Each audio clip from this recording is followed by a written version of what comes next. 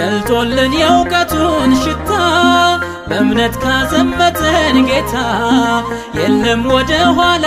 ማለት ሰባሪ ወጥቶልን ከፊት የምንሞት ስንመስል ሕያው ጸጋው የበዛልን ደስታው አንዳች የሌለን ስንሆን ሁሉ የኛ ሆኗል ባርኮ ባለድል ያረገን ስሙ ነው